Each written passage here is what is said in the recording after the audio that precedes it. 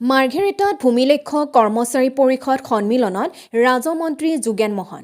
মাৰ্ঘেৰিটাত ভূমিলেখ্য কৰ্মচাৰী সন্মিলনীৰ কেন্দ্ৰীয় অধিৱেশন ৰাজহ আৰু দুৰ্যোগ ব্যৱস্থাপনা বিভাগৰ মন্ত্ৰী যোগেন মহনে দুখীয়া আৰু দৰিদ্ৰ ভূমিপুত্ৰসকলক মাটি পট্টা দিয়াৰ ব্যৱস্থা অসম চৰকাৰে কৰিছে বুলি উল্লেখ কৰিছে।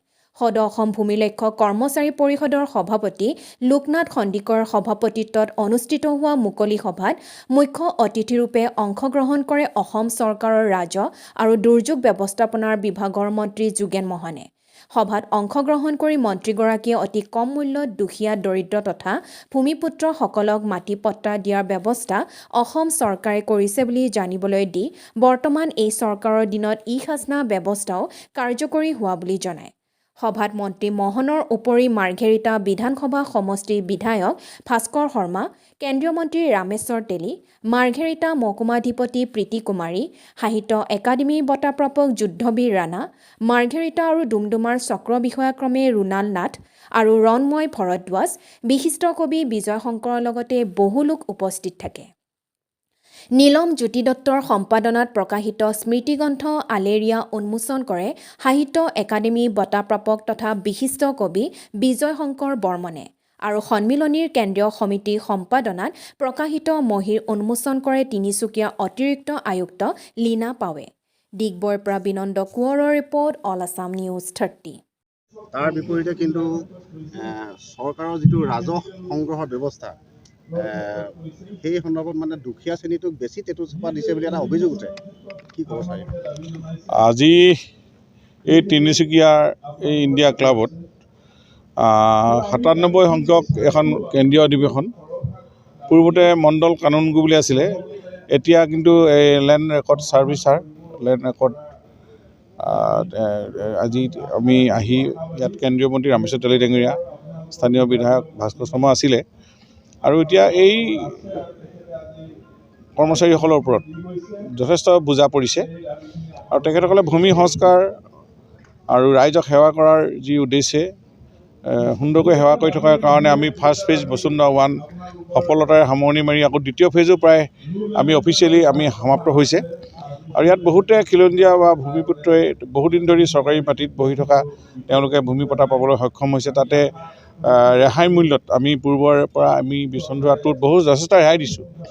আগতে চৰকাৰী মাটিত থাকিলে 150% দিব লাগে জনৰেল ভেলুৰ ওপৰত, এতিয়া আমি সেইটো কিন্তু প্ৰিমিয়াম কৰিও দিব পাৰিব 5 বছৰলৈকে 30% প্ৰথম দিলেও হ'ব। আৰু এতিয়া আমি যিটো স্লেব কৰি দিলোঁ, আমি গুৱাহাটীত যেনেকৈ 100% RCC ঘৰ থাকিলে, 30% আছাম টাইপ থাকিলে আৰু 10% জুপুৰি ঘৰ বা বাঁহৰ ঘৰ থাকিলে, সেই স্লেবটো আমি সকলো চহৰত আমি এইবাৰ লঘু কৰি দিয়া হ'ল আইনখন। সেইকাৰণে যথেষ্টখিনি সকাহ পাব আৰু যথেষ্ট এতিয়া আমাৰ জনেৰেল ভেলুৰ ওপৰত প্ৰিমিয়াম দি আছে। প্ৰায় 2,40,000 মানুহে নতুনকৈ এইবাৰ পট্টা পাব। আমি ফেব্ৰুৱাৰী মাহত আমি চিৰিমনিয়েলি পট্টা ডিষ্ট্ৰিবিউশ্যন কৰিম যাতে মানুহে এই পট্টা এটকা খৰচ নকৰাকৈ পায়। কিন্তু এটা কথা হ'ল, আপুনি যিটো কথা ক'লে যে এছামে কৰ ফাঁকিটো দিব এতিয়া নোৱাৰিব, কাৰণ সকলো ডিজিটেল হৈ গৈছে। এতিয়া আজিকালি আধাৰ লিংক কৰি আমি মানুহৰ এতিয়া ভূমি কাৰ ক'ত কিমান আছে আজিকালি পৰ্টেলত ওলাই যাব অনলাইনত। গতিকে প্ৰতিটো মাটিৰ খাজানা তেওঁলোকে দিব লাগিব আৰু আমি যিহেতু খাজানা কৰিছোঁ, তেওঁ য'তেই নাথাকক লাগে, আজি বহুতে বহুত দূৰত থকাৰ কাৰণে নিজৰ খাজানা দিবলৈ আহিবলৈ অসুবিধা পাইছিল। এতিয়া কিন্তু অনলাইন যেনেকৈ আমি টিভি ৰিচাৰ্জ কৰোঁ, মোবাইল ৰিচাৰ্জ কৰোঁ, সেইদৰে আমি খাজানাটো আমি মোবাইলতে আমি খাজানা দিব পৰা ব্যৱস্থা হৈ গৈছে। গতিকে এতিয়া যথেষ্ট খাজানা বাঢ়িছে, চৰকাৰী ৰাজহ বাঢ়িছে। এতিয়া ৰেজিষ্ট্ৰেশ্যন ফিজ কোনো হওক বা অন্যান্য ৰেভিনিউৰ ক্ষেত্ৰতো আমাৰ এই নতুন বসুন্ধৰাতে প্ৰায় 16 কোটি টকা আমি এইকেইদিনতে সংগ্ৰহ কৰিবলৈ সক্ষম হৈছোঁ। গতিকে এই যদি কৰ ফাঁকি ক'ৰবাত আছে, আমি মৌজাদাৰ লেভেলত আৰু জিলা উপায়ুক্ত লেভেলত এইবিলাক ইনকুৱাৰী কৰি আমি এইখিনি উচিত তেওঁলোকক পদক্ষেপ ল'ব লাগিব আইনসংগত। কাৰণ কৰ ফাঁকি দি কোনেও বাচিব নোৱাৰিব আজিৰ তাৰিখত, কাৰণ আমাৰ যিটো পৰ্টেলত যিবিলাক অনলাইন ছাৰ্ভিচ যিহেতু হৈছে, সকলো কথা ওলাই যাব আৰু মাটি খাজানা নিদিলে আমি ইয়াত শ্ব' হ'ব, অট'মেটিক শ্ব' হৈ যাব। গতিকে যিহেতু ভূমি সংস্কাৰ কৰা হৈছে, নতুন টেকন'লজি ডেভেলপ কৰা হৈছে, সেইকাৰণে মই ভাবোঁ এতিয়া আৰু আগতে যদিও আছিলে বহুত দিনলৈকে খাজানা নিদিয়াকৈ, সেইখিনি এইবাৰ কিন্তু আজি অনলাইনত সকলোখিনি কথা ওলাই যাব। ছাৰ, দেখা গৈছে মণ্ডলসকলৰ যথেষ্ট সমস্যাসমূহ সমাধান কৰাৰ ক্ষেত্ৰত চৰকাৰে কিবা ব্যৱস্থা লৈছে নেকি? কোনখিনি যিখিনি আছে মানে মণ্ডলবিলাকো দেখিছোঁ আমি বিভিন্ন সময়ত বিভিন্ন সমস্যা লৈ তেখেতলোকে নাই মই আজি তেওঁলোককতো এতিয়া নতুনকৈ ছাৰ্ভিচ ৰুল আমি 2023 এখন ৰুলছ বনাই দিলোঁ। ষ্টেট কেডাৰলৈ তেখেতসকলক কনভাৰ্ট কৰা হৈছে আৰু তেওঁলোকে ষ্টেট কেডাৰ তেওঁলোকৰ দৰমহা ইনক্ৰিজ হ'ব, প্ৰমোশ্যন পাব। এতিয়া অকল মণ্ডল হৈ নাথাকে, তেওঁলোকে ছুপাৰভাইজাৰ ইনস্পেক্টৰলৈকে প্ৰমোশ্যন পাব আৰু 5 বছৰ একে ঠাইতকৈ বেছি থাকিব নোৱাৰিব। আৰু তেওঁ যদি আজি তিনিচুকীয়াত আছে, তেওঁৰ ঘৰ যদি আজি গোৱালপাৰাত, তেওঁ যাব পাৰিব। এতিয়া প্ৰায় আমাৰ 2668জন লাট মণ্ডল আছে আৰু প্ৰায় 1265জনে এপ্লাই কৰিছে বা ষ্টেট কেডাৰ হৈ গ'ল। সেই 1265জনে এতিয়া তেওঁলোকে বিভিন্ন জিলালৈ তেওঁলোকে স্থানান্তৰ হ'ব পাৰিব। আৰু আমি নতুন পষ্ট ক্ৰিয়েট কৰিছোঁ এইবাৰ 700। তেওঁলোকে সেইখিনি পষ্ট হোৱাৰ লগে লগে এই ছাৰ্ভে সংক্ৰান্তীয় সকলো প্ৰব্লেম থাকিব। তেতিয়া আমি নতুন টেকন'লজিয়ে আমি ড্ৰোন ছাৰ্ভে হওক, মেপিং হওক, এইবিলাক কোনো অভাৱ নাথাকিব। আৰু এটা ভাল ক'ব, 1047খন NC ভিলেজ আছিল আৰু প্ৰায় ডিব্ৰুগড়, তিনিচুকীয়া জিলা, ধেমাজিতে।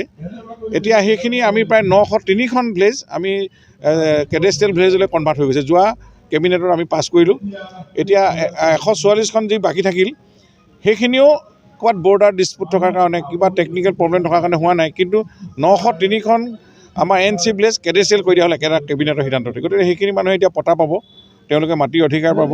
এতিয়া জিলা উপায়ুক্তসকলে সেইখিনি ছাৰ্ভে কৰি ডিটেইল তেওঁলোকক মাটি পতা দিব পাৰিব। গতিকে এইবিলাক ভূমি সংক্ৰান্তীয় যথেষ্ট কাম এইখন চৰকাৰৰ দিনত যথেষ্ট সমাধান হৈছে।